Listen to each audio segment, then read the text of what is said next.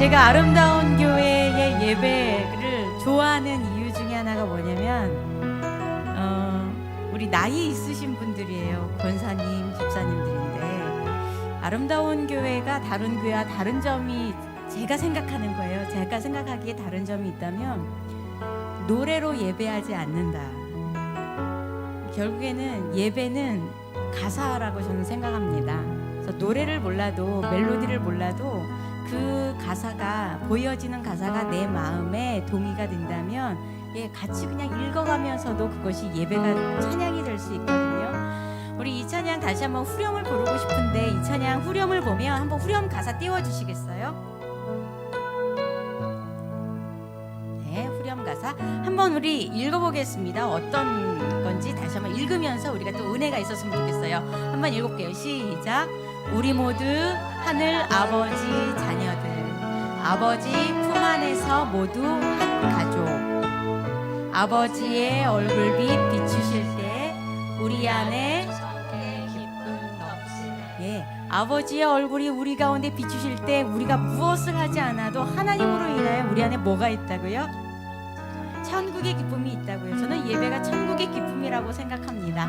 이 말에 동의되시는 분은 다시 한번 우리 후렴을 할 때 가사는 잘 모르지만 우리 눈으로 말할 수 있어요. 이렇게 손을 이렇게 뻗어서 내가 천국의 기쁨으로 당신을 환영한다, 사랑한다는 마음으로 우리 서로 축복하겠습니다. 우리 모두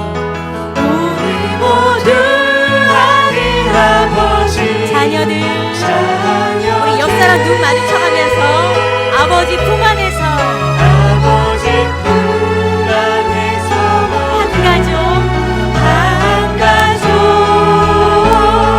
아버지의 얼굴 빛을 아버지의 얼굴빛 비추실 때에 비추실 때 우리 안에 천국의 기쁨 다시 한번 노래하겠습니다. 우리 모두 하늘 아버지 자녀들 아버지 품 안에서 모두 한 가족 아버지의 얼굴빛 비추실 때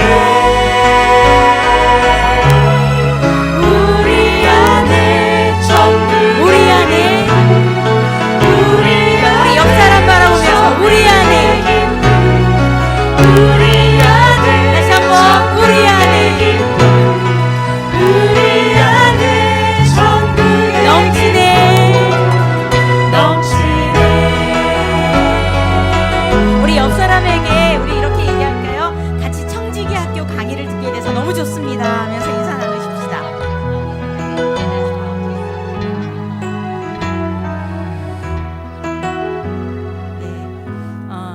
우리 한 곡 더 찬양하면서 우리 또 강의를 또 준비하겠습니다. 우리 성도라면은 적어도 우리가 이 고백을 같이 할 수 있는 사람들이라고 저는 생각하는데요. 더군다나 이 교회 안에서 청지기의 역할을 감당하는 한 분 한 분이 해야 할 또 고백이라고 생각합니다. 함께 찬양하며 주 앞에 고백하십시다. 수많은 무리들이 줄지어 수많은 무리들 줄지어 그분을 보기 위해 따르네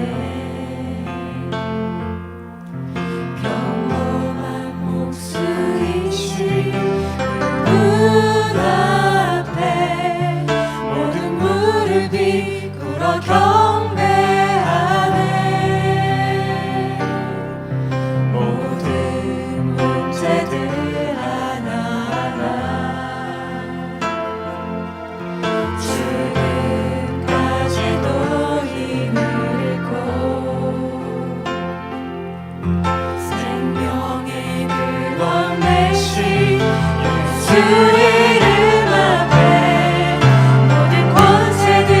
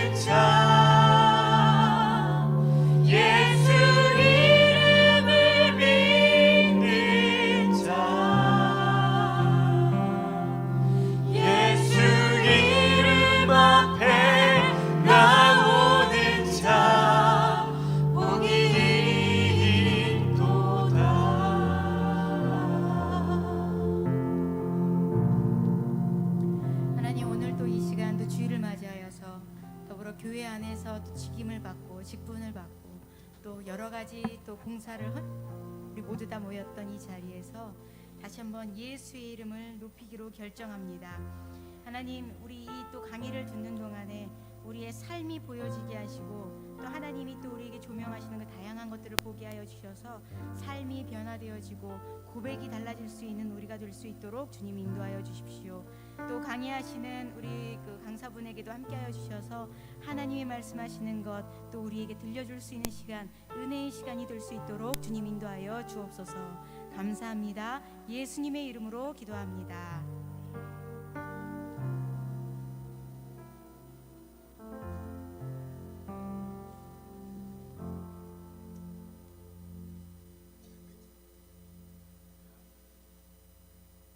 마이크 좀, 예, 감사합니다. 점심들 잘 드셨고 모임들 간단하게 잘 나누셨죠? 예, 오늘 청지기학교 승리하는 청지기학교 두 번째 시간 이미 일전에 광고 드린 대로 재정에 관련된 주제로 오늘 강의를 해주실 김광주 교수님 여러분께 소개해드리겠습니다. 박수로 맞이해 주시기 바랍니다.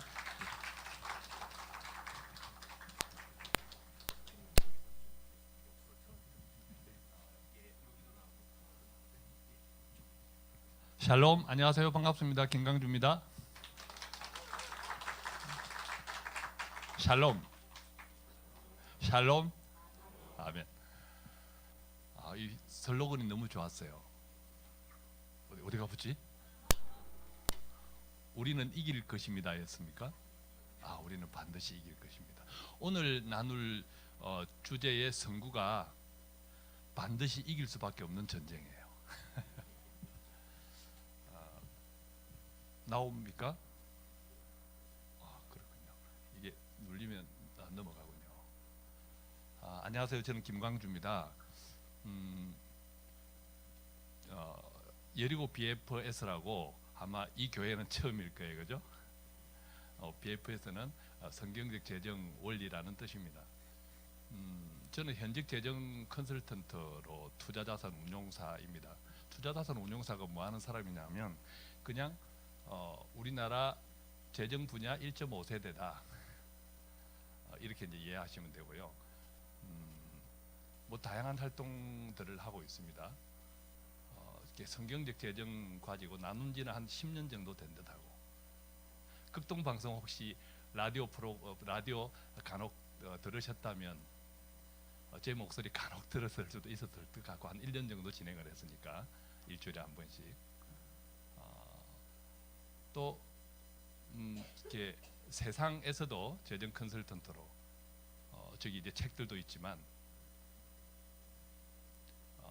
나름대로 뭐 교보에 3등 했던 책도 있고 그렇습니다. 또 이제 How to Do라는 소실 나눔 기업을 운영하고 있고요. 교회를 다니다 보면 정말 이 작은 교회에서 사례를 받을 때 너무 감사하고 죄송하고 그래요. 그것을 받아서 또 토스해주는 회사가 하우투두입니다. 그래서 이제 보면 성경적 재정 원리라는 이제 책이 저 가운데 책이 있죠. 저 책은 감사하게도 지난해 2017년도에 출간이 되었는데 이제 벌써 3세가 다 나갔네요. 이 4세가 이제 다음 달에 이번 달 후반부터 이제 4세가 판매되기 시작합니다. 저 책의 한 30%의 독자는 목사님, 선교사님들이에요. How to Do는 이 여리고 성경적 재정 원리라는 그 책도 출판하고, 또 이 교회 강의, 또 뭐 선교사님들 이게 또 치료를 섬기는 이게 미션 펀드라고 있는데 뭐 그런 등등으로 이제 그냥 그 How to Do는 한 7년 정도 된 회사인데, 우리나라 법인 기업 가운데 5년 이상 생존율은 20%예요.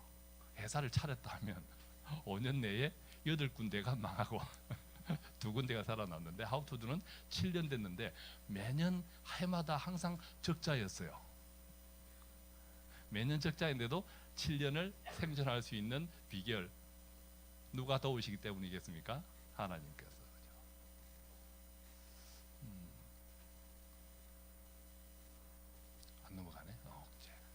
오늘 이제 나눌 것이 반드시 이길 수밖에 없는 전쟁이에요.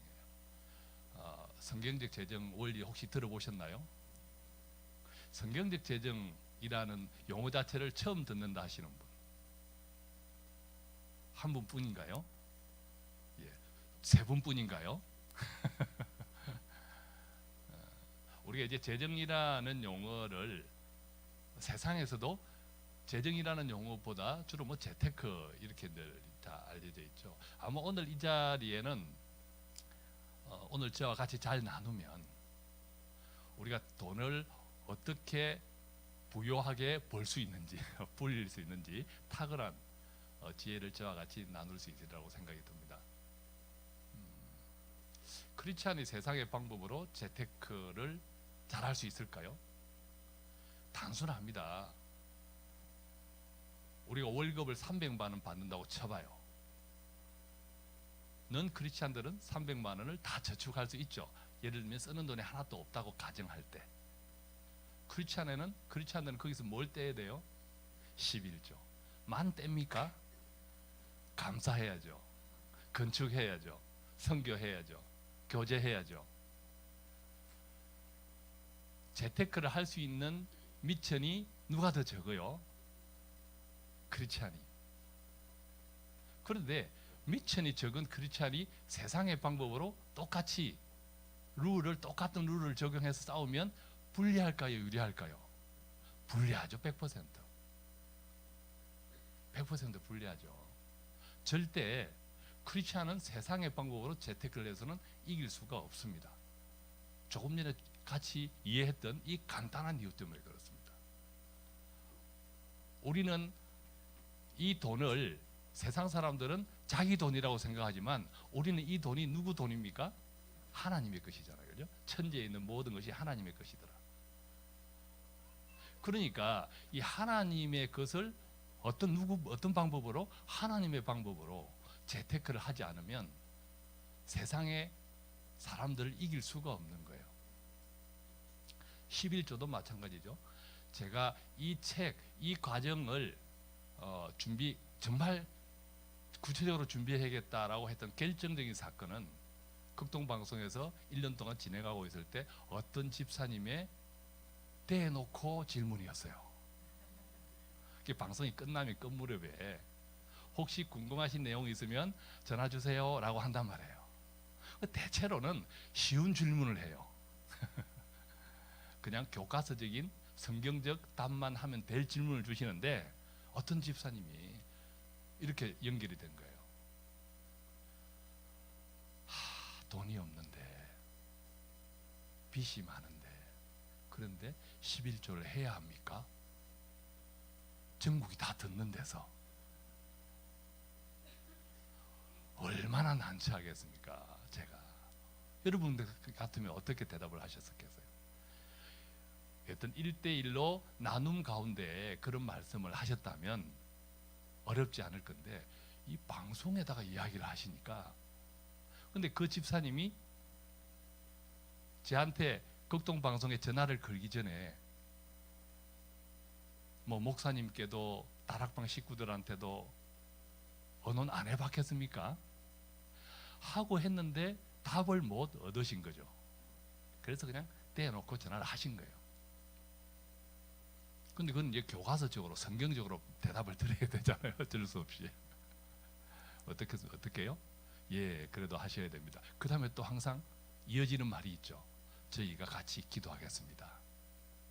그리고 뚜뚜뚜 전화를 끊겼습니다. 물론 당연히 이제 프로그램 끝나고 다시 그 집사님께 전화를 드렸죠. 이런 분들이 참 많다라는 거죠. 우리가 왜 11조, 특히 청년들 세대가 아래로 갈수록 왜 11조에 인색해집니까? 재정 컨설턴트인 저는 답을 간단하게 찾습니다. 왜? 돈이 없으니까. 근데 왜 돈이 없어요? 세상의 방법으로 재테크를 하니까. 세상의 방법으로 재테크를. 우리는 세상의 재테크로 돈을 재테크를 하면 돈을 불릴 수 있다 없다? 없어요. 미천이 적은데. 저는 이제 명절날 동서가 3명이 있어요. 동서 3명이서 항상 하투를 쳐요. 명절날만 되면 왜 친교로 항상 핫도 쳐서 남는 돈으로 이제 딴 사람이 저 이제 고향이 통영인데 회를 사죠. 회를 사서 이제 썰어 먹습니다. 그래서 이 동서 세 명이 싸움 나면 안 되니까 혹시 항상 룰을 정합니다. 어떻게? 판돈을 항상 5만 원씩 탁탁 태워놓고 해요. 어느 누구도 많고 적지 않고 딱 5만 원씩. 그래서 누가 5만 원이 내 돈이 그 중에 한 사람이 5만 원이 다 털리면 그때 게임 끝. 이렇게 이제 룰을 정했어요. 근데 세상에는요 이런 룰이 있어요, 없어요? 없어요. 세상의 재테크는 도박과 같습니다. 미천이 많은 사람이 유리하다, 불리하다? 유리해요. 근데 우리는 미천이 적다, 많다? 적어요. 그럼 불리해요, 유리해요? 불리해요. 방법을, 룰을 바꿔야 된다는 거죠. 우리는 룰을 바꿀 방법을 몰라요. 왜? 성경적 재정 원리가 교회 속에 없기 때문에. 오늘 이제 그 말씀을 드리려고 하는 겁니다. 하나님의 방법이 곧 성경적 재정 원리입니다. 하나님의 방법이. 하나님도 재정 컨설턴트인가? 어떻게? 성경에 재정 원리, 재테크 방법이 있단 말이야. 있다니까요. 우리 성경에는 무려 2359절이 돈과 소유에 대한 말씀이에요. 성경의 8%. 믿기나요? 예수님 비유 36 가운데 16개가 돈과 소유에 대한 말씀이에요. 왜 하나님께서는 우리에게 이토록 돈과 소유에 대한 많은 말씀을 하실까요? 이런 갈등을 하죠. 하나님께 맡길까? 재테크를 할까? 어떻게 생각하세요, 여러분들은? 어떻게 생각하세요? 하나님께 맡기는 게 좋겠어요? 재테크를 하는 게 좋을까요? 막 재테크 한다고 펀드 알아보고 등등 하니까 야, 하나님께 맡겨야지. 그냥 아침에 새벽 예배 열심히 나오고 다락방 열심히 나오고 금요철야 열심히 하고 하나님께 다 부어주신단 말이야. 맞나요? 틀리나요? 이런 질문 처음이라서 답을 잘 못하죠. 저는 하나님께 맡겨야 된다고 생각을 해요. 자, 그런데 우리가 이런 말씀이 있네요. 같이 한번 합독해 볼까요? 시작. 또 두 번째 소리가 있어되 하나님께서 깨끗하게 하신 것을 내가 속되다 하지 말라 하더라. 베드로는, 우리가 알고 있는 베드로는 굉장히 보수적인 제자였어요. 그래서 유대인인 내가 이방인을 접촉하고 전도하는 것은 이것은 도저히 상상도 못할 일이란 말이에요. 그런데 그 베드로가 이방인의 초청을 받아서 이방인 전도를 했어요. 그게 우리가 잘 아는 고넬료죠. 로마 군대의 백부장 고넬료 사건이죠. 바로 이 구절은 기도하러 지붕에 올라갔다, 우리가 다 알죠, 그죠? 기도하러 지붕에 올라갔다가 배가 좀 시장했는데 하늘에서 바구니가 왔다리 갔다리 하면서 베드로가 보기에 속된 음식들, 하나님께서 먹으라고 하니까 이걸 왜 먹어요? 이렇게 깨끗이 못한 것을. 하나님께서 어떻게 말씀하셨다고요? 내가 깨끗하고 하는데 네가 왜 딴소리냐? 그 음성 듣고 고넬료 보낸 종들을 따라서 고넬료로 같은 사건입니다. 그죠? 우리는 하나님께 다 맡겨야 돼요. 그런데 천지에 있는 모든 것이 하나님 것이라고 믿습니까? 그러면 하나님께서 우리를 위해 만들어 주신 모든 제도도 하나님의 작품인 것 또한 믿습니까? 재테크는 하나님께서 우리의 펀드를 골라주지 않아요. 이미 만들어 두신 거예요. 다 만들어 두신 거예요. 그런데 세상의 것들은 다 속됩니다. 세상의 재테크는 속되단 말이에요. 세상의 재테크는 속되다. 거기는 우리가 소위 자본주의의 폐악이 들어가 있는 게, 그게 모순이 들어가 있는 거예요. 그걸 어떻게 해야 된다고? 깨끗게 해야 한다고. 그것이 또한 성경적 재정 원리입니다. 우리는 세상의 재테크, 이 속된 것을 어떻게 하나님의 방법으로 재테크할까, 이것이 바로 필터링 해주는 것이 또한 성경적 재정 원리라는 거예요. 지금은 만나의 시대입니까? 경작의 시대입니까? 자, 우리가 만나는 아시죠? 광야 40년을 이스라엘 백성들이 아무 걱정 없이 굶지 않고 살 수 있었던 것이 만나였습니다. 그죠? 그래서 만나는 일용할 양식하고 딱 통하는 사건이죠. 왜? 만나는 이틀치도 거두지 말라고 했습니다. 안식일을 제외하면. 그게 이제 일용할 딱 양식하고 딱 맞아떨어지는 사건이죠. 그런데 만나가 거쳤습니다. 만나가 거쳤습니다. 이때 이 만나가 거쳐서 이스라엘 백성들이 강을 건너서 처음으로 경작을 해서 땅의 농산물, 땅의 소산물을 가지고 6월절 첫 제사를 드린 사건이 나옵니다. 만나는 그때 그쳤습니다. 자, 그러면 여러분, 만나의 시대입니까? 지금은 경작의 시대입니까? 경작의 시대다. 만나의 시대는, 만나는 하나님의 공급이고 땅의 경작은 세상의 공급입니까? 땅의 경작 역시도 하나님의 공급입니까? 아멘. 그런데 만나와 땅의 경작은 무엇이 다를까요? 만나는 아무런 검증도 필요 없는 완벽한 식품이었습니다. 그죠? 땅에는, 땅의 경작은 우리가 관리, 농사를 짓지 않으면 심었던 씨앗의 열매를 제대로 거둘 수가 없습니다. 그렇지 않습니까? 해충도 쳐야 되고 또 때때로 물도 주어야 하고, 즉 관리하지 않으면, 땅은 관리하지 않으면 열매를 거둘 수 없는 것이 땅의 경작이라는 거죠. 근데 그 관리를 어떻게 해요? 세상의 사람들은 세상의 재테크로 합니다. 우리는 하나님의 재정 원리로 한다는 거죠. 하나님의 재정 원리를 한다는 것이 바로 이제 우리는 땅의 분별이 필요한 시대다. 더 이상 만나는 없다. 땅의 분별이 필요하니까 무엇으로 분별할까? 바로 분별의 기준이 성경적 재정 원리다. 자, 이런 갈등도 있습니다. 보험이 왜 필요해? 보험이 왜 필요해? 하나님께서 다 지켜주실 건데. 그렇죠? 그런데요, 제가 참 강의를 많이 다닙니다. 세상 강의도. 한국은행 직원들도 제 강의를 들었어요. 이때 좀 와우 해야 하는데. 다시 해봅시다. 한국은행 직원들도 제 강의를 들었어요. 와우.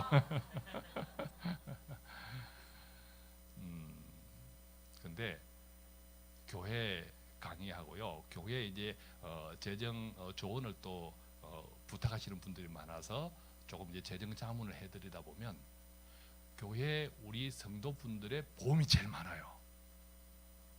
보험 때문에 저축을 못해요, 우리 교회 성도님들이. 왜 그럴까요? 첫째, 착해요. 두 번째, 또 우리 공동체 속에 또 보험 하시는 분들도 계시고, 그러다 보니까 이겸저겸해서 보험이 많아요. 그죠? 그런데 보험이 왜 필요해? 보험 하나도 없이 하나님께서 다 지켜주실 건데, 여러분들은 이 부분에 대해서 어느 쪽에 손을 드시겠습니까? 보험이 왜 필요해? 쪽에 손을 드시겠습니까? 아니야, 그래도 보험이 있어야 돼 라고 손을 드시겠습니까? 답을 또 못 하실 테니까 제가 답을 먼저 드리면, 저는 보험이 왜 필요해? 하나님께서 다 지켜주실 건데 라는 주의입니다.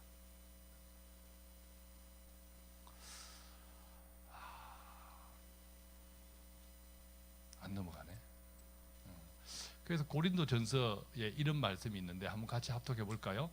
사람이 감당할 시험 밖에는 너희가 당한 것이 없느니 오직 하나님은 미쁘사 너희가 감당하지 못할 시험 당하심을 허락하지 아니하시고 하는데 왜 우리가 보험이 필요하겠습니까? 그죠? 그런데 그 다음에 하나님께서 또 이런 말씀을 하시네요. 합독해 볼 것이죠. 시험 당할 점에 피할 길을 내사 너희로 능히 감당하게 하시느니라. 하나님께서는 사실은 이따 계속 이제 같이 나누겠지만 우리가 아는 대부분의 재테크 원리들은 말씀에 있습니다. 말씀에 있습니다. 정말 신기하지 않습니까? 원래 이 여리고 성경적 재정 관리의 과정은 기본적으로 8주 과정이에요. 2시간씩 8번. 첫 해 오리엔테이션, 마지막 교재가 있기 때문에 10주 과정입니다. 왜 그럴까요? 적용이 너무 중요하기 때문에, 적용하고 변화되는 과정이 계속 피드백되어야 되기 때문에 한 석 달 가까이 하는 거예요. 그래서 오늘 이 짧은 시간에 다 펼쳐드릴 수는 없지만 어지간하게 우리가 세상에서 하는 재테크 원리들은 전부 성경에서 다 가져온 줄로 믿습니다. 실제로 그렇습니다. 그래서 보험도 이런 거죠. 보험도 이게 원래 이렇게 하면 안 넘어가네. 왜 안 넘어가죠? 이게 잘? 또 하나 좀 엔터해 주십시오. 보험을 보면 보험은 이 그림에 있는 것처럼 보험은 보면 우리가 위험하니까 들죠. 어떤 일이 생길까 봐. 그런데 세상의 모든 일 가운데는 예를 들면 감기처럼 철마다 걸리는데, 겨울이 되면 철마다 걸리는데 크게 돈이 안 드는 리스크가 있고 질병이 있고, 또 우리가 아주 기도를 많이 해야 하는 암이나 이런 큰 질환처럼 일생에 한 번 걸릴 둥 말 둥한데 한 번 걸렸다 하면 큰일인 이런 사건들이 있죠. 그래서 조금 전에 우리는 고린도 전서를 나누었습니다. 거기 보면 어떤 말씀이 있었습니까? 하나님께서는 우리가 감당하지 못할 시험은 애초에 주시지 아니하는데, 감기 정도는 다 감당해야 하는 거고, 간혹 힘든 시험을 주실 때는 어떻게 또 피할 길도 마련해 주신다고. 그것이 보험이라는 거죠. 그것이 보험이라는 겁니다. 그러니까 우리가 보험을 하나님의 말씀을 기초로 가입해야 된다는 거죠. 이 말씀을 기초로. 굉장히 보험은 깐깐하게. 그죠? 대부분 리스크는 내가 테이킹하면 돼요. 하나님이 지켜주시거든. 대부분 리스크는 내가 테이킹하면 돼요. 예를 들면 뭐 입원 수당 뭐 한번 입원했는데 3만 원을 준다. 안 받아도 돼요. 그 3만 원 없다고 내 가정이 붕괴되지는 않아요. 그죠? 그죠? 근데 그것을 커버하려면 또 보험료가 들잖아요. 그런데 갑자기 뭐 암이 걸렸다, 내 남편이 큰일로 사망을 했다 라고 할 때는 정말 보험 아니면 안 돼요. 그것을 천지에 있는 모든 것의 주인이신 하나님께서 우리를 위해서 준비해 놓으신 거예요. 문제는 뭐죠? 분별해야 하신다. 분별해야 하신다. 그래서 분별하면 우리가 보험에 가입하는 것이 하나님께 안 맡기는 게 아니라는 거죠. 하나님께 맡기는 건데 어떻게 분별해야 된다는 거예요. 분별해야 된다. 그래서 세상의 월급과 하나님의 월급도 우리가 잘 한번 생각해 보십시오. 한때 10억 이런 이야기가 있었습니다. 보면 10억 만들기. 요즘 뭐 10억 만들기 너무 쉽죠. 빚내서 집 사면 10억이에요. 그죠? 한 10년 전에는 10억 만들기라고 하는 것이 거의 뭐 직장인들의 로망이었습니다. 10억만 되면 경제적 독립 이런 이야기를 했죠. 그래서 텐인텐 카페라고 있었습니다. 그죠? 지금도 있죠. 10년 안에 10억 만들기. 텐인텐 카페라고 있었지 않습니까? 10억 만들면 끝. 하나님의 월급은 뭡니까? 일용할 양식. 우리는 늘 기도합니다. 주기도문으로. 매일매일 하루에 여러 번, 뭐 10번 이상 기도하는 경우도 있습니다. 특히 주일날. 그런데 일용할 양식은 우리의 입술에만 있습니다. 사실은 일용할 양식의 비밀이라는 책도 있고 어쨌든 이 일용할 양식은 우리 크리스찬의 재정 관리의 핵심입니다. 근데 세상은 10억 만들기잖아요. 지금은 10억도 적다 많다? 안 돼요. 세상에서는. 그죠? 10억 만들다가 지금은 이자에 치여 죽어요. 빚내다가. 그런데 이 10억 만들기하고 일용할 양식 사이에는 공통점이 딱 하나 있습니다. 어떤 공통점이 있을까요? 바로 행복을 원한다는 거죠. 왜 사람들은 돈을 많이 가지기를 원합니까? 행복하려고, 그죠? 행복하려고. 이걸 우리 크리스찬 용어로 행복을 바꾸면 어떻게 됩니까? 샬롬. 샬롬. 샬롬은 뭘까요? 저는 화목이라고 적어두었습니다. 여러분들 어떻습니까? 샬롬. 제가 아까 인사를 샬롬 하면 우리가 샬롬하고 답하잖아요. 그죠? 저도 한때는 샬롬을 조금 오해했습니다. 세상에서 잘 나가고 잘 풀리고 애들 좋은 대학 가고 애들 부잣집하고 결혼하고 내 투자 잘 되고 차 자주 바꾸고 집 넓은 평수로 옮겨가고 쉽게 승진하고 이것을 샬롬이라고 생각했단 말이에요. 그런데 샬롬은 그게 아니더라고요. 화목이더라고요. 화목. 이따 같이 좀 나누어 볼 거고요. 이 화목은 같이 한번 합독해 볼까요? 시작. 집 주인이 집 하인이 두 주인을 섬길 수 없나니 혹 이를 미워하고 저를 사랑하거나 혹 이를 중히 여기고 저를 경히 여길 것임이니라. 너희는 하나님과 재물을 같이 섬길 수 없느니라 하면 이게 화목이더라는 거야. 이게 샬롬이더라는 거죠.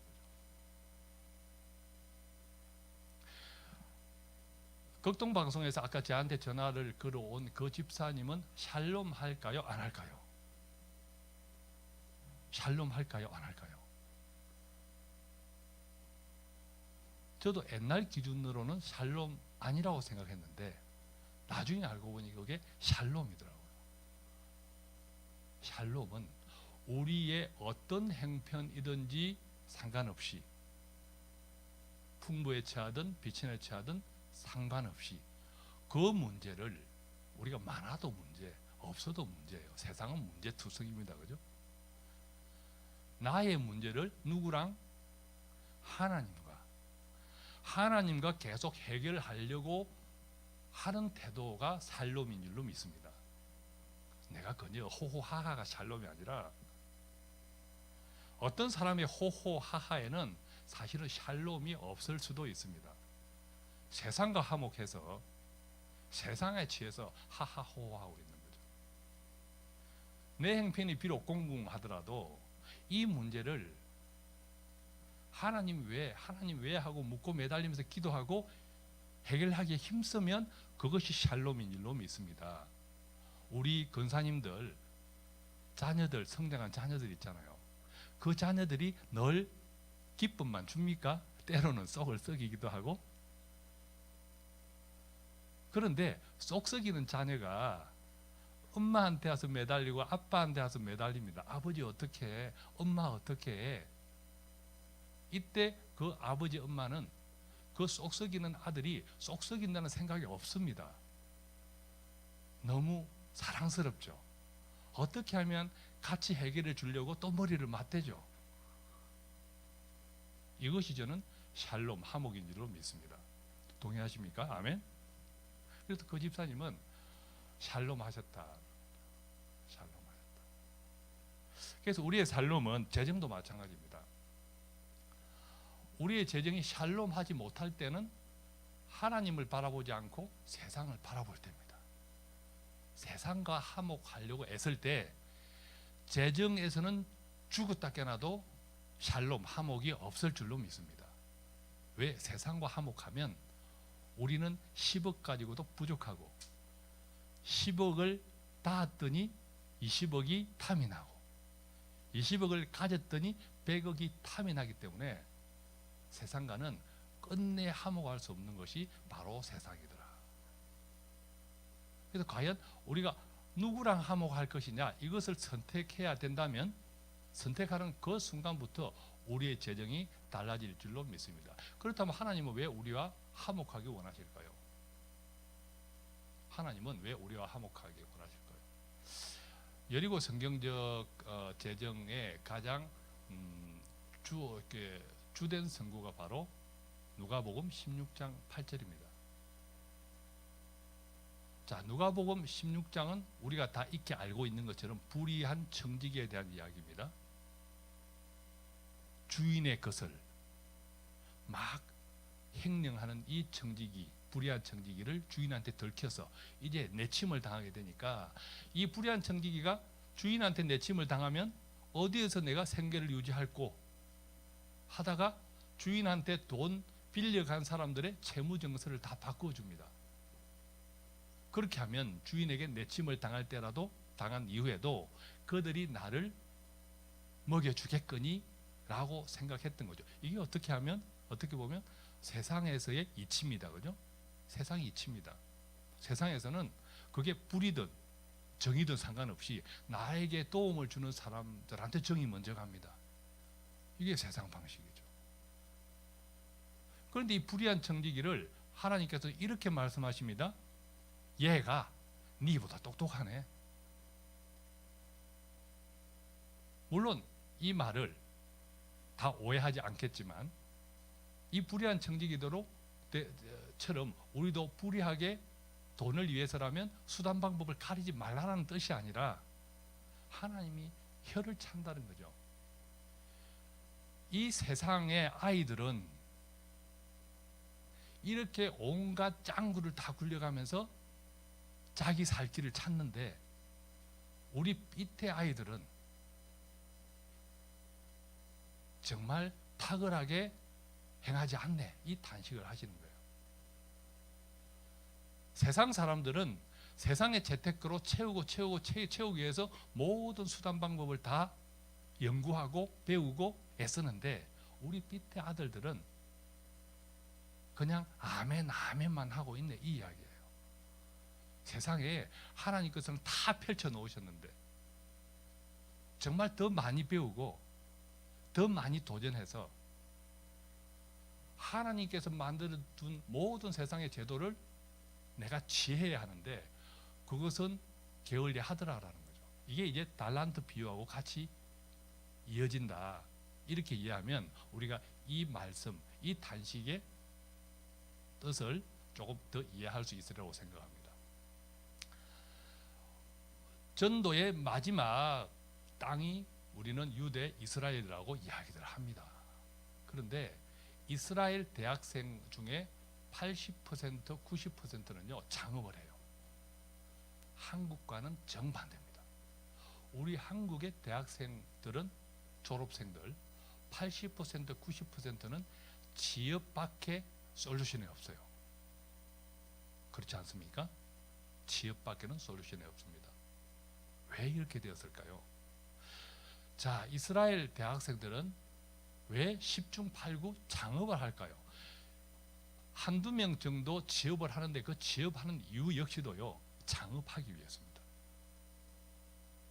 왜 그럴까요? 한번 그냥 답을 맞히리라는 의지를 접어두시고 한번 편안하게 이야기해 보시죠.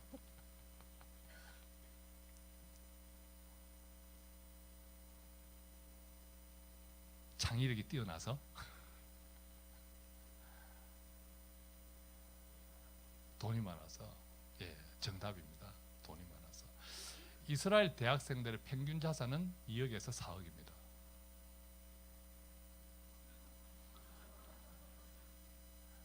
우리나라 대학생의 평균 자산은 마이너스 2천만 원입니다. 학자금 대출.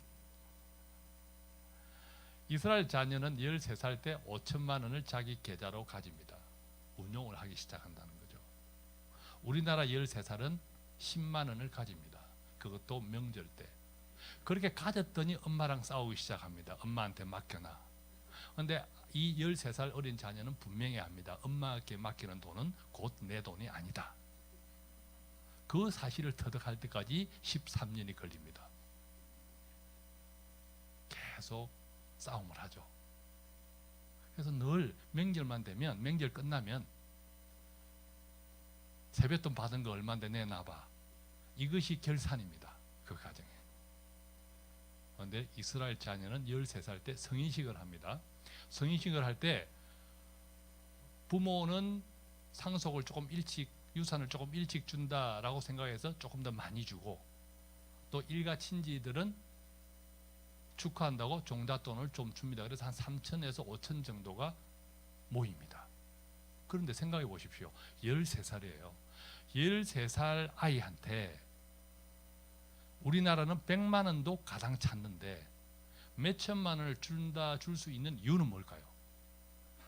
13살 때 몇 천만 원을 관리할 수 있는 능력이 되어 있기 때문입니다. 그 능력을 누가 만든다고요? 가정에서, 부모들이. 절대 이스라엘 자녀들은, 유대인 교육에는 자녀의 진로를 부모가 결정하지 않습니다.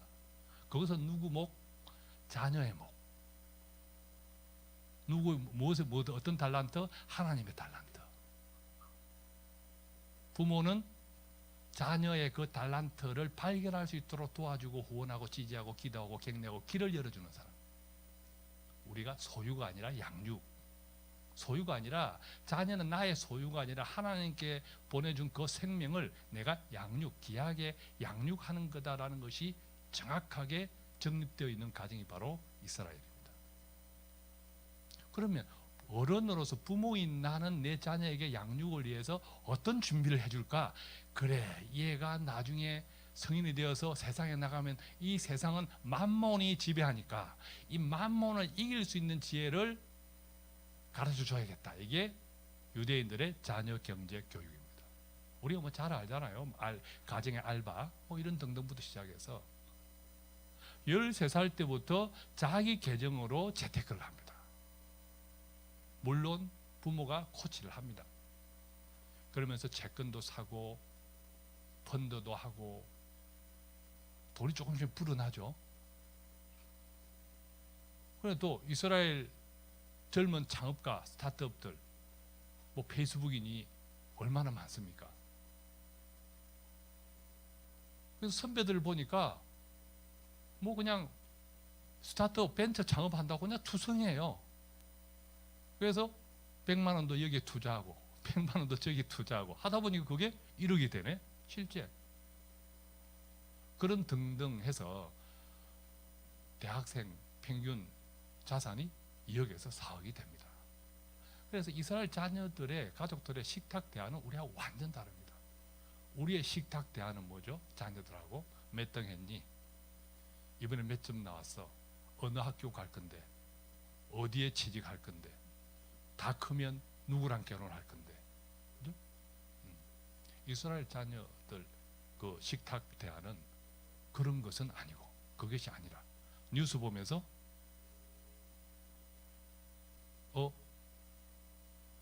달러가 폭삭 주저앉았네? 저게 왜 그렇게 됐니? 하고 토론하고.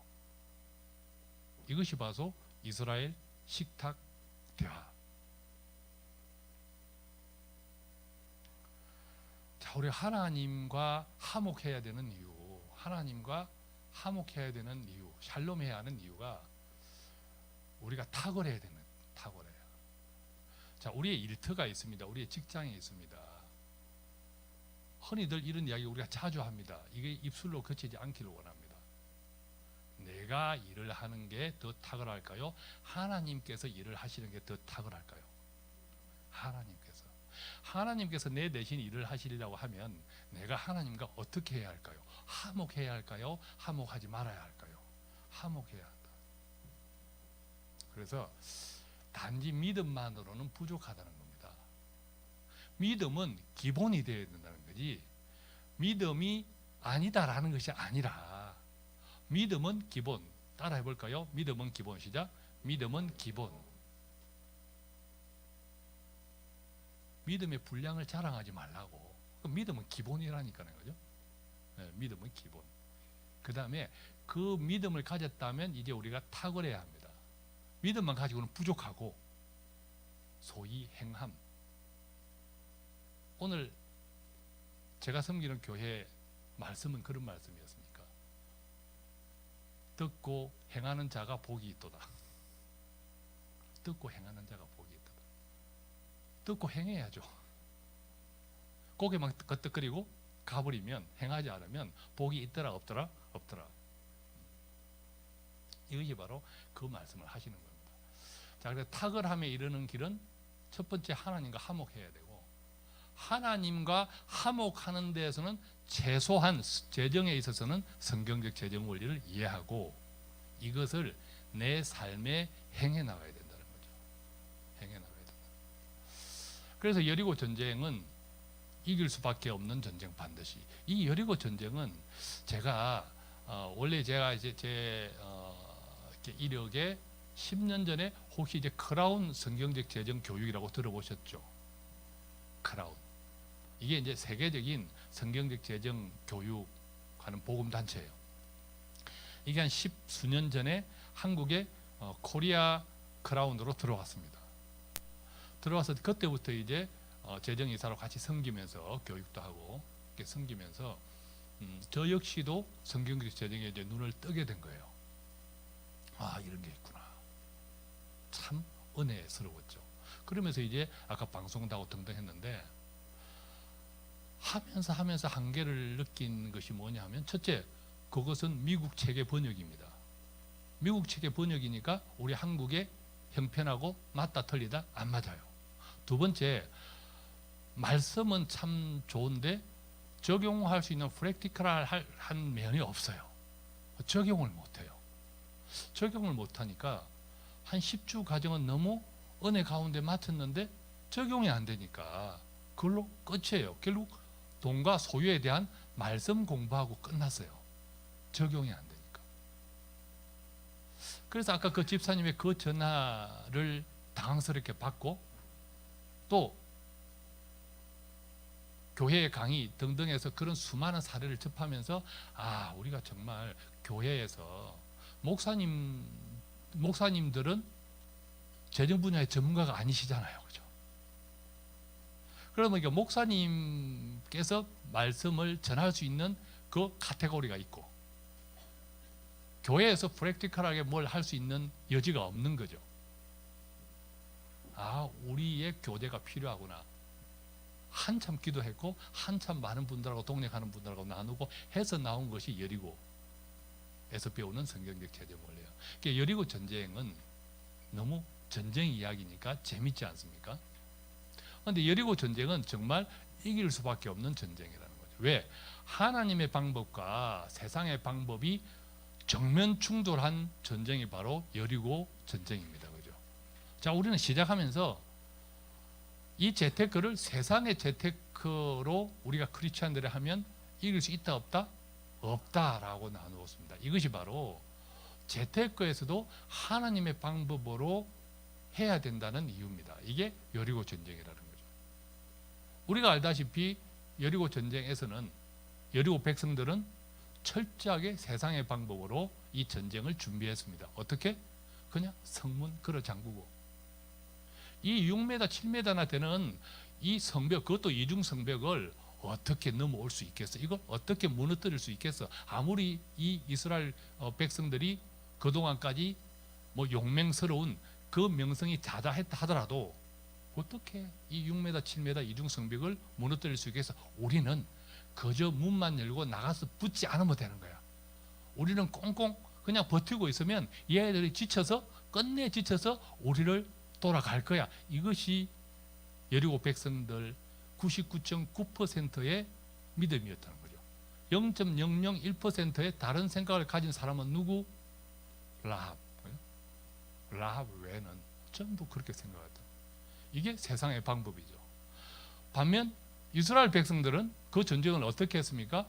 전혀 세상의 방법이 아니고, 이스라엘 백성들이 그 전쟁을 세상의 방법대로 한다고 계획을 했다면 하다못해 돌멩이라도 던졌겠죠. 돌멩이라도 던졌겠는데 하나님께서는 어떻게 하시라고?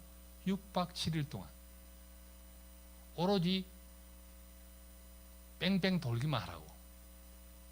어느 순간에 외쳐라 할 때 무너진다고. 그걸 누가 믿어? 믿겠습니까, 여러분들은? 여리고 그 요하서 역장에서 저는 제가 부러운 분들이 여기 많이 앉아 계실 건데, 저는 1세대 믿음의 가정이에요. 제가 성경을 처음 대할 때 창세기가 그렇게 밑도 끝도 없이 기상천외한 이야기들이었어요. 창세기가. 그래서 창세기만 보고 성경을 덮었던 것이 아마 10번도 넘을 거예요. 더 이상 진도를 못 나가겠다.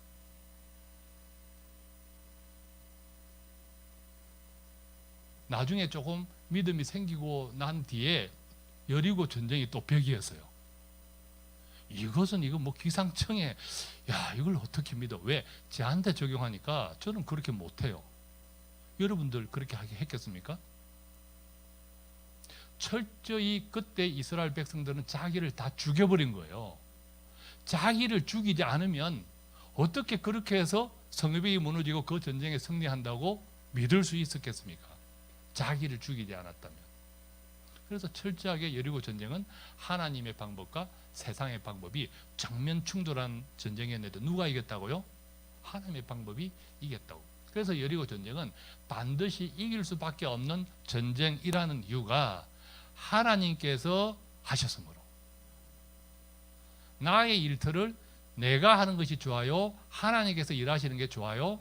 하나님께서. 그래서 여리고 전쟁은 반드시 이길 수밖에 없는 전쟁이니까 우리는 반드시 이긴다. 아까 슬로건이 같이 제가 뒤에 앉아서 찬양을 하는데 그 슬로건이 찬양과 더불어서 정말 눈이 뜨겁게 쏠려있더라고요. 하나님과의 완전한 화목. 우리가 완전한 하나님과의 화목을 해야 되는 이유는 바로 이 반드시 이길 수밖에 없는 전쟁, 우리가 맞닥뜨리고 있는 삶의 모든 영역에서의 전쟁을 우리가 승리하려면 우리가 일하는 것이 아니라, 우리가 싸우는 것이 아니라 우리를 대신해서 하나님께서 싸우실 때 승리할 수 있다고. 이것이 성경적 재정원리의 가장 첫걸음인 줄 믿습니다. 만몬 역시도 그래서 마찬가지라는 거. 만몬은 우리가 반드시 이길 수밖에 없는 전쟁이다. 왜? 만몬은 곧 여리고성하고 같기 때문에. 그죠? 만몬은 여리고성이다. 자, 여리고성을 그렇게 무너지고 다시는 건축하라라는 말씀까지 똑같아요. 우리가 만몬과의 전쟁에서 반드시 승리할 수 있습니다. 아멘. 그런데 그렇게 승리했을 때 다시 만몬이 일어서게 하지 말아야 합니다. 왜? 하나님과의 화목이 깨어짐으로. 여리고 성경적 재정원리, 이건 역시도 이렇게 세 과정으로 진행이 됩니다. 꼭 이것이 이 과정에 대한 설명이 아니라 우리의 모든 세상과 다른 재테크는 이 세 가지 원칙으로 계속 적용해야 합니다. 첫 번째는 믿어야 되는 거죠. 믿는다는 게 뭐죠? 바로 하나님과의 화목입니다. 하나님의 말씀을 믿고 천지의 모든 것이 하나님 것이고 우리는 하나님의 방법으로만 재테크를 해야 세상의 재테크에 승리할 수 있다는 믿음, 그것이 바로 믿음입니다. 그 다음에 듣는 대로 또 믿는 대로 뭘 해야 된다고요? 행해야 된다고. 행해야 된다. 이 재테크는요 반드시 비용이 듭니다. 즉 공부하는 돈을 내놔야 돼요. 이상합니다. 우리가 장사를 하는데 장사를 할 때는 계속 빚을 지고 망해도 계속 합니다. 그래서 모든 재정이 거들날 때까지 합니다. 근데 재테크는 한 번만 손해보면 안 해요. 이상하지 않습니까? 재테크는 우리 생업이 아니지 않아요. 그럼 생업은 계속 손해보면 해야 되는 게 생업이고, 우리가 너무 이 실행에 대한 비용 지불에 인색하다는 거죠. 실행에 대한 비용 지불. 배우지 않으면 내가 이길 수 없습니다. 배우지 않으면. 여리고 전쟁에서 여리고 이스라엘 백성들이 완벽하게 배운 것은 바로 광야 40년이었습니다. 그때 완벽하게 배웠습니다. 그죠? 재테크도 그저 생기는 믿음이 아니라 우리가 계속 행함으로써 어떤 손해를 보더라도 그것을 계속 이겨내고 계속 거듭할 때 내 지혜의 문이, 경험의 문이 열리기 시작합니다. 이것이 바로 행함이라는 거죠. 돌면 그때 비로소 우리는 승리할 수 있다고 믿습니다. 하나님의 방법을 우리가 이제 재테크에 일반으로 우리가 혹시 뭐 재무 설계를 무료로 상담해 드립니다 해서 이렇게 상담 받고 컨설팅 받아 보신 경험들 계시죠? 자, 지금부터 나누는 이야기는 그 이야기가 결국은 다 하나님의 말씀이구나 라는 것을 실증할 수 있도록 제가 몇 가지 사례를 드리는 겁니다. 함께 합독해 볼까요? 여호수아에 나오는 건데 시작. 너희 모든 군사는 그 성을 둘러 성 주위를 매일 한 번씩 돌 때 6해 동안을 그리하라. 7째 날에는 그 성을 7번 돌며. 이것에서 가져온 것이 물론 성경에는 이것 외에도 무수한 이것에 대한 결론을 이끄는 내용들이 있지만 이것에서 가져온 것이 바로 복리입니다. 이스라엘 백성들이 6날 동안 계속 그 성을 돌았을 때 그 성은 꿈쩍달싹 했다 안 했다? 안 했다. 부스러기 하나 흘러내리지 않았다.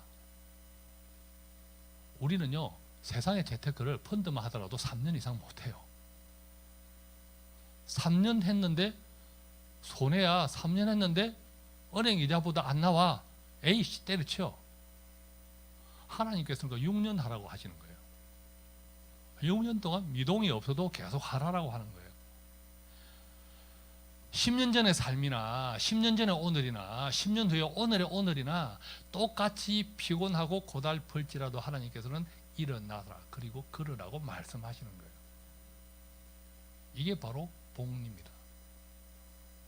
복리는 우리가 잘 알잖아요. 그죠? 이자가 이자를 낳는 거. 그런데요. 그 이자가 낳는 데는 엄청나게 눈에 보이려면 시간이 많이 걸려요. 우리가 자녀들이 그렇지 않습니까? 자녀 낳아서 손주가 이자예요. 손주 보려면 몇 년 있어야 돼요? 30년. 요즘은 30년 더 걸려요. 그죠? 요즘 평균 한 32, 5에 결혼을 하니까 이게 그러고도 또 애 안 낳아요. 요즘 손주 보려면 40년, 50년을 기다려야 될지도 몰라요. 그게 복리라니까요. 그래서 여러분들은 복리 입에 발린 것처럼 이야기하는데 복리는 재정에 갖다 대면 최소한 10년이에요. 최소. 우리가 10년 이상 비과세, 10년 이상 복리하는데 그 10년이 복리의 완성이 아니라 10년이 복리의 시작인 줄로 생각하셔야 돼요. 그래서 미국 같은 경우는 401k 같은 경우 그 연금 제도가 무려 몇십 년 동안 복리가 생기면서 연금이 단단해지는 거예요. 몇십 년 동안. 그런데 우리는 펀드를 3년 이상 못해요. 혹시 펀드 3년 이상 하신 분 계세요? 매월 꼬박꼬박 한 번도 쉬지 않고. 아마 계좌를 만들어서 3년 이상 된 계좌는 있을 수 있어요. 중간에 안 넣고 이제. 그것은 투자가 아닙니다. 그래서 재정의 가장 기본적인 복리는 결국 인내이고 끈기입니다. 그리고 그 인내와 끈기가 될 수 있는 가장 밑바닥에는 믿음이 있어야 된다는 거죠. 하나님께서 나와 함께 하신다. 6박 6일 동안 아무런 미동도 없더라도 끝내 승리하게 해주신다라는 믿음이 있을 때 비로소 우리한테는 복리가 얻을 수 있다. 이 그래프 보십시오. 실제 10년 정도에도 어떤 수익률이 다를지라도 10년 정도에는 비슷해요. 10년 지나면서 복리가 꿈틀거리기 시작합니다. 15년, 20년, 25년으로 가면 이제 수익률 차에 따라서 그냥 하늘로 치솟는 것이 복리입니다. 이 기간까지 인내할 수 있어야 된다는 거죠. 하나님의 방법 또 어떤 게 있을까요? 요게 재밌어요. 자, 여리고 전쟁에서 누가 범죄했나요? 아간이 범죄했습니다. 아간이 범죄했는데 아간이 범죄한 그 프로세스는 딱 이래요. 보았고 탐냈고 가졌고 숨겼다. 그러니까 아간은 그 범죄를 계획한 계획범이었습니까? 충동범이었습니까? 충동범이었어요. 충동범. 하나님께서는 이 아간의 범죄를 통해서 우리한테 어떤 말씀을 하시냐면 이런 말씀을 하세요. 같이 한번 읽어볼까요? 시작. 보았고 탐냈고 가졌고 영수증을 숨겼다. 뭘 보니까? 홈쇼핑 보다가. 자, 우리가 플라스틱 이 카드라는 게 정말 무섭습니다. 내가 플라스틱 이게 체크 카드까지 포함해서 내가 플라스틱 카드 요즘 현금 안 가지고 다니시잖아요. 플라스틱 카드 대신 현금을 소유해 보십시오. 현금 영수증 다 나와요, 그죠? 공제 받는데 문제 없습니다. 소득 공제 받는데, 세액 공제 받는데. 그런데 플라스틱 카드로 결제할 때의 내 심리 상태와 내 지갑에서 빳빳한 현금이 나갈 때의 심리 상태는 완전 다릅니다.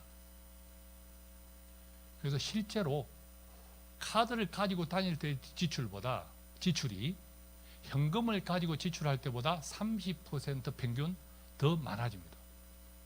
편안해지니까. 얼마나 쉬워요. 그죠? 얼마나 쉬워요. 그러니까 우리는 보기만 하면 탐이 났고 탐이면 나면 긁어버리고 긁어버리면 부부싸움 날까봐 영수증을 숨기고, 그죠? 이게 바로 충동구매라는 거죠. 그러니까 아간의 범죄를 통해서 제발 충동질 하지 마라, 이런 메시지를 주시는 겁니다. 의외로 그래서 교회에 가보면 정말 아이러니한 게 이래요. 교회는 믿음의 분량이 커질수록 빚도 많아져요. 이거를 어떻게 이해해야 할까요? 그죠? 내 믿음이 자랄수록 빚은 많아지더라. 그렇지 않으려면 그 과정에 뭐가 있어야 하냐면 성경적 재정 원리대로 우리가 재테크를 해야 합니다. 믿음이 자라면서 성경적 재정 원리를 배우고 그것을 그대로 적용하면 빚이 안 생겨요. 오히려 내 재정이 늘어나죠. 하나님의 방법은 또 어떤 게 있을까요? 이스라엘 전쟁이 끝나고 여리고 전쟁이 끝나고 그 다음에 어떤 전쟁을 했나요? 아이성 전쟁을 했죠. 자, 그 어렵고 난공불락의 성 여리고는 한 방에 무너뜨렸는데 아이성 전투는 어떻게 했나요? 너무 가볍게 보았던 아이성 전투는 오히려 지고 내려왔네요. 그죠? 그때 하나님께서는 어떤 말씀을 하세요? 니들 중에 범죄자가 있더라. 이스라엘 백성들은 뭘 못했나요? 여리고 성 전쟁을 승리로 끝낸 이스라엘 백성들은 그 전쟁에 대한 결산, 감사를 못했네. 결산을 못했네. 그래서 우리가 매월 재정 결산을 하고 있나요? 우리 교회도 1년마다 예산을 정해요. 또 1년이 끝나면 결산을 하죠. 우리가 다니는 직장도 마찬가지일 거예요. 그죠? 나라도 마찬가지입니다. 유일하게 결산을 안 하는 경제 주체는 우리 가정입니다. 우리 가정에 혹시 지난달 결산하셨나요? 지난해 결산하셨나요? 얼마가 들어왔고 어디에 썼고, 원래 1년 전에 우리가 계획했던 지출과 지출대로 지출을 했고 우리가 계획했던 소득대로 얻었나요? 계획을 안 세웠으니까, 예산을 안 세웠으니까 결산할 내용도 없었겠죠. 한 달만 보자고요. 우리 교회 살림만 하더라도 상당히 많을 거예요. 기업은 말할 것도 없고 나라는 몇백조 원입니다. 그런데 그런 쪽들은 다 예산을 정하고 결산을 하는데 우리 가정에는 얼마예요? 월 300만 원이에요? 500만 원이에요? 근데 우리는 결산을 할 수 있다 없다? 못해요. 왜 못할까요? 옛날에는 가계부도 적고 했어요. 요즘은 결산 자체를 못해요. 왜 결산을 못할까요? 신용카드 때문에, 이 카드들 때문에 그래요. 아직도 신용카드가 폐악이다. 저는 말씀을 감히 이렇게 들어요. 신용카드는 폐악이다. 왜 신용카드를 무이자를 주고 또 뭔가 기프트콘을 주고 그래요? 신용카드를 사용할 때 가장 결정적 폐단은 아까 현금을 가지고 있을 때보다 지출이 더 많아진다. 그거는 차라리 두 번째 폐단이에요. 두 번째 폐단. 첫 번째 폐단은 우리가 결산을 못하게 만들어요. 왜 결산을 못하게 만들었습니까? 소득은 300만 원이에요. 이달 300만 원인데 이달은 이달치 소득이 들어왔는데 지출은 10달 전에 게 들어와요. 10달 전에 우리는 유럽 10박 11일 갔다 왔거든. 그죠? 12개월 할부를 끊고 그 계산이 이달치에 들어온단 말이에요. 그러니까 먼날 부부가 싸워요. 같이 여행 갔다 와놓고는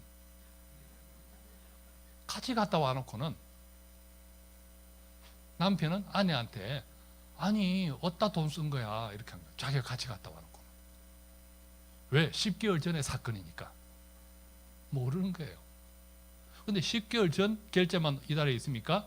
지난달에 결제도 이달에 있어요. 그러니까 이게 결산이 되려면 이달치 소득과 이달치 지출이 딱 맞아야 결산하는 기쁨이 있고 보람이 있어요. 그런데 10달 전 것이 들어오고 심지어 36개월짜리도 있어요. 그러니까 결산이 돼요, 안 돼요? 안 되는 거예요. 그래서 신용카드의 가장 결정적 폐악은 바로 결산을 못하게. 원래 신용카드 회사에서 그 점을 노리는 겁니다. 결산이 안 되게, 늘 돌려막기만 하게. 어느 순간 그 지점을 넘어서 버리면 절대 저축 못하고, 절대 결산 못하니까 절대 저축 못하고, 그저 그냥 신용카드 계속 더 발급받아서 신용카드 뺑뺑이 돌리는 방법밖에 없어요. 그래서 우리는 결단하셔야 돼요. 할부 잔액이 지금도 신용카드를 쓰고 계시는 분들이 있다면, 그래서 할부 잔액이 남았다면 이것은 빚을 내더라도 갚아버리세요. 마이너스 대출을 이용하더라도 지금 남아있는 할부 잔액을 일시에 갚아버리세요. 그것이 빚을 내어서 지금 이 할부 잔액 갚기 위해서 대출을 얻은 이자보다도 훨씬 값어치가 있습니다. 왜? 다음 달부터 결산이 가능하거든. 이해되십니까? 결산이 가능해야 돼요. 체크카드까지는 있는 돈에서 훅 나가니까 일단 이달 결산이 되잖아요. 그죠? 신용카드는 정말 지금 할부 잔액이 남았다면 일시에 갚아야 돼요. 있는 여윳돈이 있다면 얼른 갚고, 여윳돈이 없다면 마이너스 대출 받더라도 갚으시기 바랍니다. 그래서 결산을 할 수 있다. 하나님께서 우리한테 결산을 할 수 있도록 말씀하시는 거예요. 또 어떤 것을 우리가, 자, 여호수아 6장 3절에서 5절은 이렇게 깨알같이 하나님께서는 말씀하시고 계세요. 어떤 깨알? 이 전쟁을 이길 수 있는 방법을 깨알같이 말씀을 하시고 계세요. 그런데 여러분, 하나님께서는 계획이 필요하신 분이다, 필요 없으신 분이다? 필요하신 분인가요? 필요 없으신 분이시잖아요. 계획이 필요 없으신 분이라는 의미는 그 여리고 전쟁요, 그냥 하나님께서 마음만 먹으면 그날 콧바람 하나만으로 싹 쓰러뜨릴 수 있는 전쟁임을 믿습니다. 아멘. 그런데도 하나님께서는 이토록 깨알 같은 계획을 하달합니다. 작전 명령을. 왜 그랬을까요? 왜 그랬겠습니까? 계획하시라고. 계획이 필요 없는 하나님께서 이 전쟁을 6박 7일로 끌고 가면서 깨알같이 명령을 하시고 그 계획을 알려준 것은 니들도 이제 앞으로 계획하면서 살라고.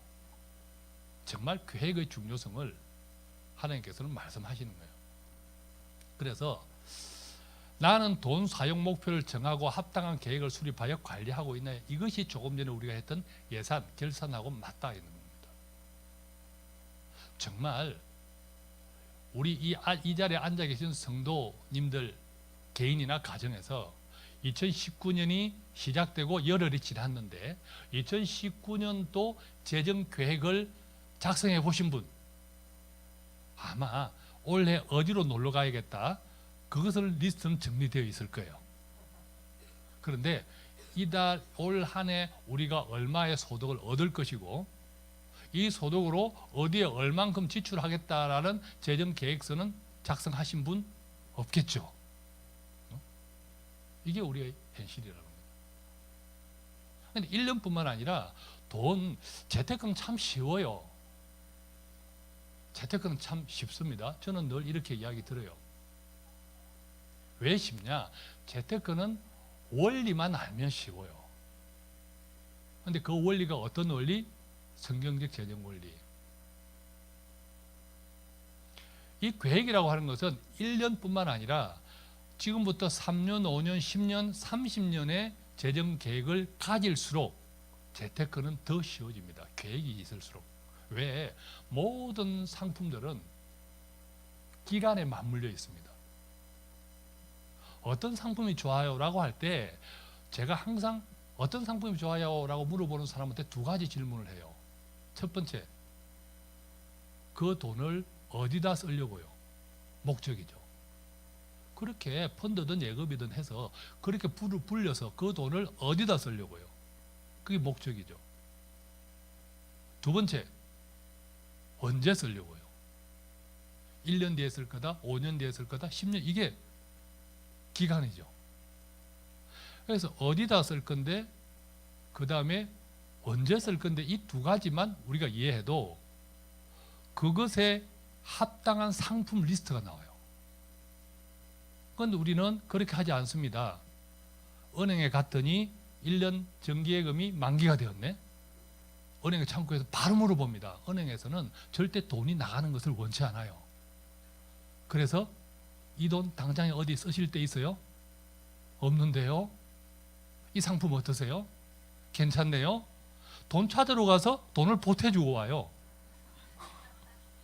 그런 경험 없으세요? 왜? 우리는 계획하고 사는 민족이 아니니까. 은행에서는 항상 계획하고 있습니다. 목표 매출, 그죠? 할당량들이 있죠. 성과가 있죠. 우리는 계획이 없으니까. 계획 없는 사람들은 계획 있는 사람들한테 항상 당한다. 하나님께서는 이 세대의 아이들이 니들보다 똑똑하네라는 첫 출발은 이 세상의 사람들은 계획이 있어. 근데 니들은 계획이 없네? 이것에서 출발하는 줄로 믿습니다. 그래서 돈 사용 계획서를 만들자. 재정기록지라고 한 번이라도 적어보신 분 계세요? 재정기록지. 이 재정기록지는 지금 우리 가정이 가지고 있는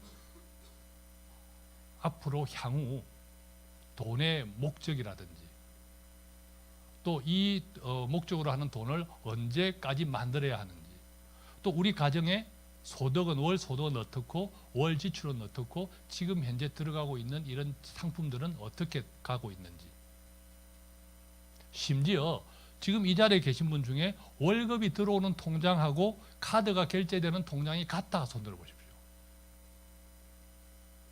그죠? 몇 분들 더 계시겠죠? 우리는 손들기에 또 인색한 백성이잖아요. 월급이 들어오는 통장하고 카드가 결제가 되는 통장이 같으면 절대 안 됩니다. 들어오는 돈과 나가는 돈은 철저하게 각방을 쓰도록 해줘야 돼요. 공부만 열심히 집에서 하는 친구, 내성적인 친구하고 틈만 나면 바깥에 친구들하고 놀러 다니려고 하는 친구랑 같은 방 쓰게 해주면 누가 이겨요? 공부 집에서 내성적인 친구를 외향적인 친구가 고독해서 데리고 나가요. 그렇죠? 절대 내성적인 친구가 외향적인 친구를 설득 못해요. 야, 나는 공부가 재밌어 같이 공부해. 안 돼요. 그죠? 돈도 마찬가지라는 거예요. 들어오는 돈과 나가는 돈을 각방을 쓰도록 해줘야 된다. 그래서 항상 분리해요. 이게 통장 분리. 그래서 왜 그 4개의 통장 이런 게 있잖아요. 들어오는 통장, 저수지 통장. 거기서 지출되는 예산을 정해야 되는 게 예산을 정해서 예산 범위 내에 그 예산 지출 통장에 이달치를 돈을 보내놓고 또 그래서 혹시 모를 이런 부족 돈이나 뜻밖의 과외 지출, 이것을 위해서 비상 예비비 통장을 만들어 두고, 이것은 한 달에 한 30만 원 정도 항상 이렇게 들더라. 그래서 그거는 따로 떼놓고, 이런 정도 기본적으로 통장 분리부터 시작하면 예산을 정하고 계획하는 것하고 맞닿아지면 우리는 훨씬 계획을 할 수 있습니다. 그래서 나는 어떤 목적에 쓰기 위해 앞으로 몇 년 동안 얼마만큼의 돈을 어떻게 준비한다. 이것이 재무 목표, 필요 기간, 필요 방법, 필요 금액, 방법으로 딱 정리되어 있어야, 이것만 정리되면 우리의 재테크는 아주 편안하게 너무 쉽게 해요. 그 다음에 필요한 것은 인내. 6박 7일을 버텨낼 수 있는 인내. 이것은 바로 하나님께 대한 믿음. 이렇게 하는 거예요. 쉽죠? 너무 쉽지 않나요? 그러니까 말문이 막히도록 쉽죠? 이렇게 하다 보면 이렇게 비상예비자금은 CMA, 단기 목돈은 안정성, 중기 목돈은 적립식 펀드, 장기 목돈은 뭐 수익성, 복리, 유동성 등등으로 이렇게 이제 리스트가 나오는 거예요. 이게 상품 카테고리입니다. 얼마나 압축되어 버립니까? 이게 없으면 무엇을 들어야 되는지 모르니까 금융기관의 계획에 우리는 빠져들어가는 거죠. 그래서 재정기록지를 꼭 작성해 보시라. 재정기록지를 어디서 다운받아서 작성하나요? 이따 알려드리도록 하겠습니다. 자, 그래서 정리해 볼게요. 세상의 재테크 방법은 이렇습니다. 벌고 아끼고 불린다. 맞습니까? 맞습니까? 벌고 아끼고 불린다. 그런데 여기에는 세상의 재테크는 어떻게 보냐? 악착같이 보라고 이야기해요. 수단 방법을 가리지 말고 악착같이 보라고. 어떻게 아끼라고요? 인색하게 아끼라고. 인색하게 아끼라고.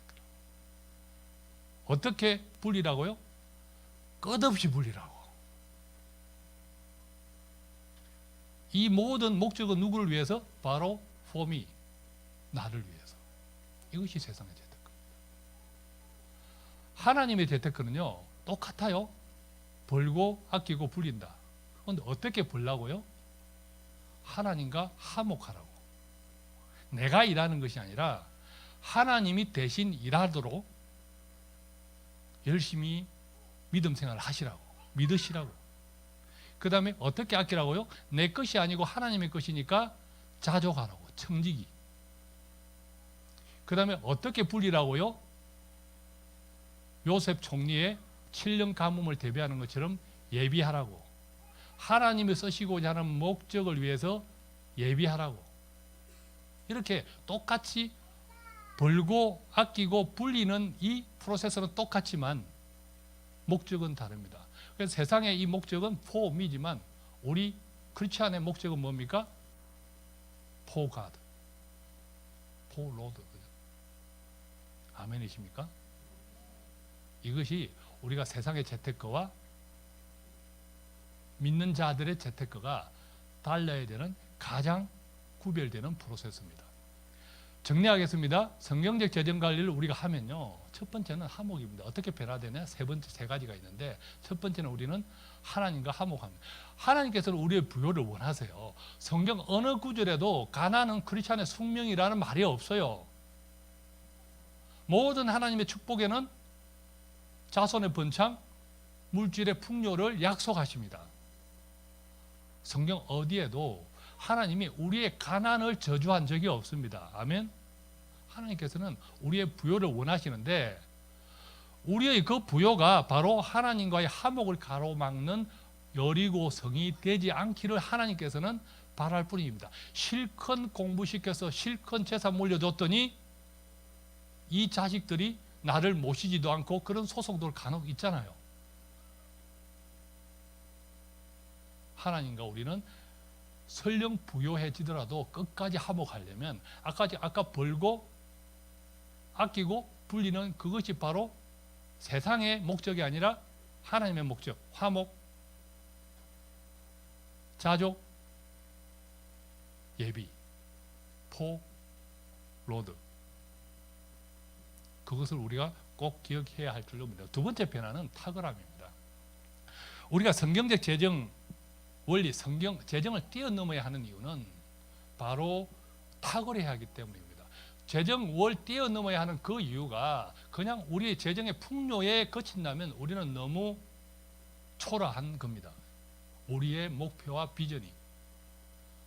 하나님께서는 각자의 분량대로 우리의 일터를 세우셨고 우리의 재능대로 우리를 성장시킨다면 우리가 어떤 곳에서 어떤 내 재능을 발휘할지라도 하나님의 능력으로 하나님을 증거할 수 있고 하나님의 자녀라고 이 세상의 아이들보다 더 탁월하다라는 소리를 들어야 될 줄로 믿습니다.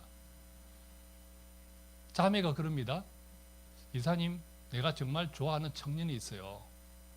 고민입니다. 왜? 정말 신실해요. 근데 돈을 못 벌어요. 또 반대입니다. 이사님, 제가 좋아하는 청년이 있어요. 고민이에요. 왜?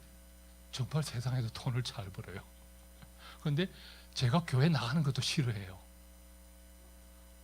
여러분들은 어떤 선택을 하시겠습니까? 하나님께서는 답을 가지고 계세요. 어떤 답? 신실하고 탁월하라고. 우리는 그리해야 될 줄로 믿습니다. 그것이 바로 우리가 성경적 재정 원리를 적용해야 하는 이유입니다. 우리들의 무기는 바로 뭐라고요? 하나님과 화목할 수 있을 때 우리를 대신해서 하나님이 우리의 일터에서 일을 하시는 줄로 믿습니다. 마지막 변화는 세상을 그래서 지배하자는 거죠. 우리가 하나님의 은혜를 같이 한번 합동해 볼까요? 시작. 우리가 하나님의 은혜를 입었다면 세상과 화목하게 애쓰기보다 세상을 지배하자.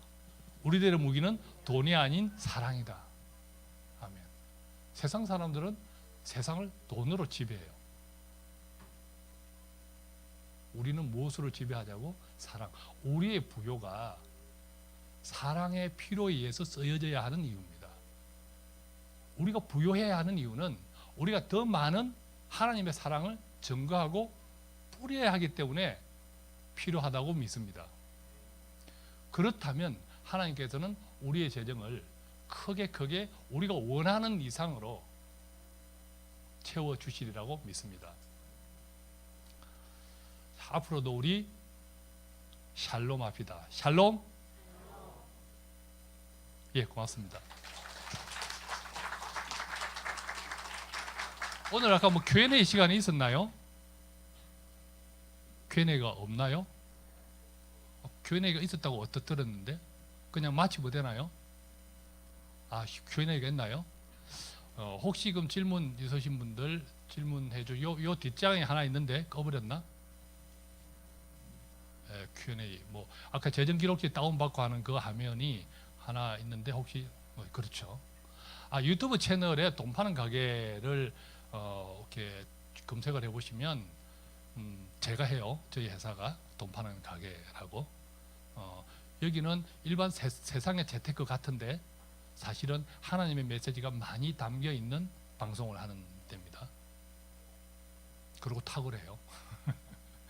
그 다음에 재정기록지는 돈 파는 가게 머니마트.kr 홈페이지 들어오시면 찾다 보면 재정기록지 다운로드가 나올 거예요. 한번 작성해 보시고 제 전화번호 이렇고 혹시 어드바이스가 필요하신 분은 이 메일로 보내주시면 제가 또 아는 범위 내에 조언을 해드리도록 하겠습니다. 참고하시고 혹시 질문 있으신 분 10분이 질문 시간이라니까 한두 분 정도만 질문 받도록 하겠습니다.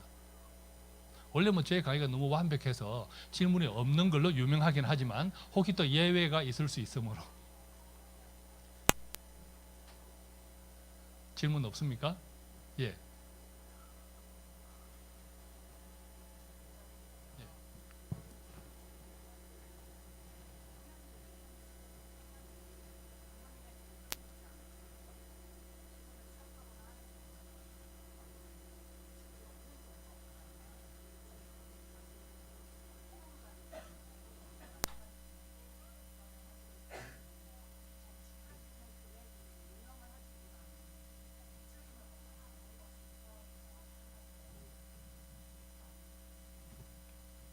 그걸 이제 기회를 따져봐야 돼요. 가능하면 어떤 형편이든지 투자를 길게 하면 좋습니다. 어떤 형편이든지 내가 부채가 있더라도 일단 투자를 길게 하면 좋습니다. 왜 길게 해야 되냐고요? 빨리 스타트를 하는 게 좋습니다. 복리 때문에. 우리가 돈이 돈을 번다라고 할 때가 그게 복리란 말이에요. 가장 기본적으로는. 그러니까 빚을 갖고 보통 이제 이런 우리가 청년들뿐만 아니라 일반 가정에도 그래요. 대출 집을 사기 위해서 대출을 받았다. 그 대출을 갚을 때까지 아무 저축이나 투자를 하지 않아요. 그다음에 대출을 다 갚았다. 그러면 새로운 지출이 안 생길 것 같아요? 또 생겨요. 그럼 평생 원금만 가지고 맴맴 도는 거예요. 집값이 많이 오르면 아주 럭키한 거죠. 그나마 예를 들면. 그래서 아마 우리가 부동산에 많이 목을 메고 있는 이유일 수도 있어요. 그렇지만 항상 모든 것이 사이클이 있기 때문에 하필 내가 필요할 때 부동산에 안 오를 수도 있잖아요. 그죠? 처분 못할 수도 있고. 그래서 가장 기본적으로는 길게 저축, 투자, 이게 저축과 투자의 기준은 3년 이내는 저축이라고 생각하시면 되고 3년이 넘어가는 것은 투자라고 생각하시면 돼요. 기본적으로는. 자, 3년 이내에 쓸 돈은 저축이라는 거예요. 왜? 원금이 손상되면 안 돼요. 3년 이내에 써야 되니까. 욕심보다는 내 원금을 지키는 쪽, 이것이 저축이라고 우리가 이야기하고, 3년이 넘어가고 10년, 20년 이런 짜리들은 죽었다 깨나도 투자를 하셔야 돼요. 펀드 같은. 뭐 직장인들 같은 경우는 뭐 연금 저축 이런 쪽을 하셔야 돼요. 위험하지 않냐? 절대 위험하지 않습니다. 10년 이상 펀드를 꼬박꼬박 했는데 손해봤던 사람 저한테 오십시오. 제가 원금 다 돌려드릴게요. 없죠. 없어요. 왜 그럴까요? 10년 안에는 경제 사이클이 항상 돌아갑니다. 고점 저점 저점 고점 저점 계속 돌아가요. 그러는 사이에 이 우리가 추세 평균은 계속 올라가요. 그죠? 예를 들어 보십니다. 우리가 20년 전에 IMF 때 월급과 지금 월급이 어느 쪽이 많아요? 지금이 훨씬 많죠. 월급이. IMF 때 IMF 오기 전에 주가가 1000도 안 됐는데 지금 우리가 경제위기라고 하는데도 주가는 2000이에요. 이게 돈이 성장을 같이 한다는 거예요. 그래서 10년 이상 꼬박꼬박 했는데 손해가 났다 저한테 와요. 제가 원금 돌려주고 그 계좌 제가 받을게. 제가 훨씬 이익이죠. 그래서 한 5년 이상 최소한 펀드를 하신다면 최소 5년은 꼬박꼬박 해야 돼요. 빚이 있다. 근데 그 학자금 대출이 이자가 싸잖아요. 그죠? 이자가 싸고 여러 가지 요즘 옵션들이 있죠. 조금 뭐 유예를 한다든지 취직이 안 되면 뭐 그런 옵션들도 있는데 그걸 잘 활용하시면서 조금씩 갚으면서 왜 그 부채 이자보다도 내가 장기적으로 만들어낼 수익이 더 크다면 이쪽도 같이 배분해 나가야 돼요. 예. 대답이 됐습니까? 예.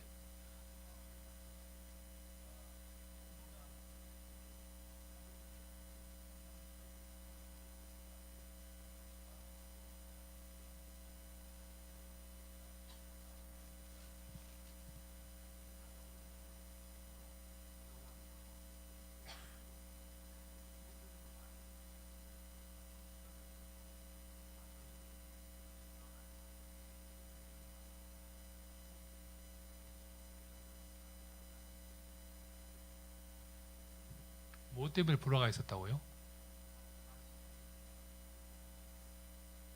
아, 헌금 때문에.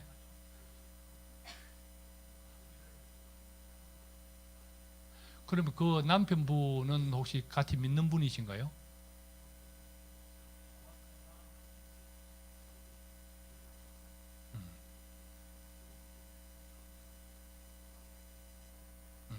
저는 이제 아까 말씀드린 대로 제 생각은 어떤 문제라도 그것을 하나님과 해결하려고 계속 노력하는 자세가 살롬이라고 저는 생각해요. 부모님과 계속 의논하려는 마음. 아버지 어떻게 해요? 어머니 어떻게 해요? 이 자체가 저는 샬롬이라고 보는 거죠. 그런데 그것을 이제 세상으로 방향을 틀어서 그 문제를 세상으로 방향을 틀어서 교회 안 다니는 사람하고 의논을 하면 답이 어떻게 나오겠습니까? 돈도 없는데 왜 헌금을 해? 그러니까 싸움을 하지. 당장 답이 이렇게 나오죠.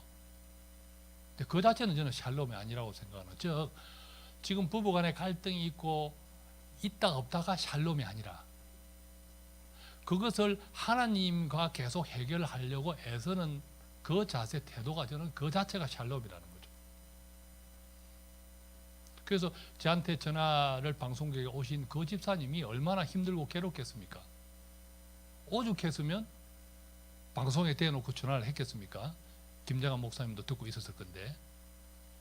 그래도 그거를 저는 이제 샬롬이라고 말씀드리는 이유가 그 샬롬은 아까 그런 갈등이 당장 해결되는 상태가 샬롬이 아니라 계속 하나님과 이 문제를 기도하고 매달리면서 하나님 제 남편 만약 그 집사님의 그 재정이나 이런 전체적으로 볼 때 뭐 헌금하는 그 자체로서 뭐가 문제가 있는지 정서적으로 남편과의 뭐 여러 가지는 제가 알 수 없지만 어쨌든 그 문제를 하나님께 계속 매달리면서 기도하고 답을 찾으려고 하는 그 자체가 샬롬이라는 거죠. 모든 것이 해결된 상태가 샬롬이 아니라 제가 이해할 때. 예.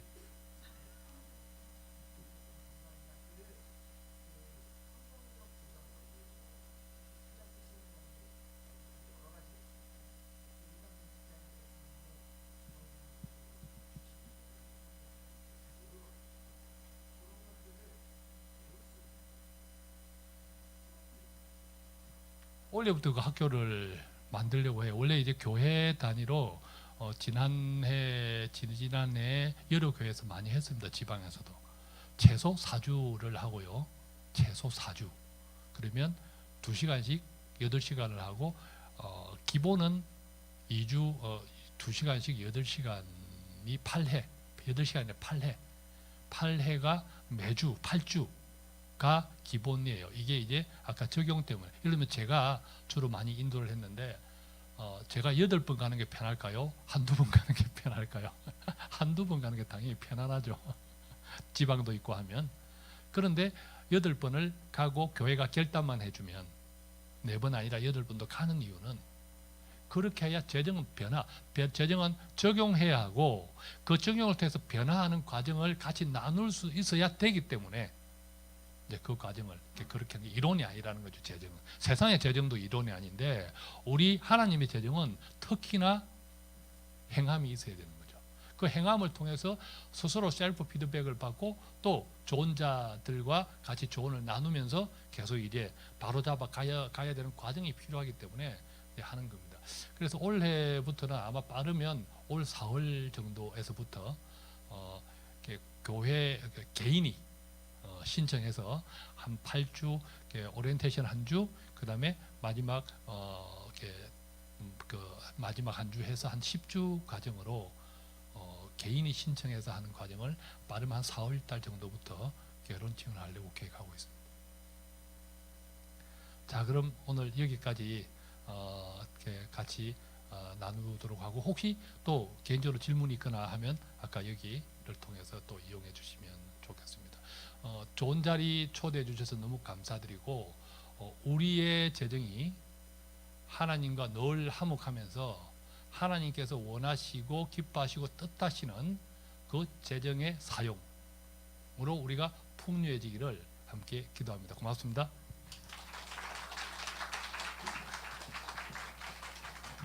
네, 우리 강의해 주신 김광주 교수님께 다시 한번 감사의 박수 같이 드리겠습니다.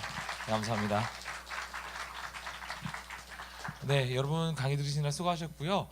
다음 주 광고만 하나 드리겠습니다. 다음 주 1월 20일에는 우리 같은 시간에 손성무 목사님께서 성령을 받으라는 영성 집회를 하시는 게 아니라 성령을 받으라는 강의를 해주시게 됩니다. 다음 주 기대해 주시고 많이 참석해 주길 부탁을 드립니다. 여러분 수고 많으셨고요. 예, 제가 기도하는 것으로 오늘 강의 마치도록 하겠습니다.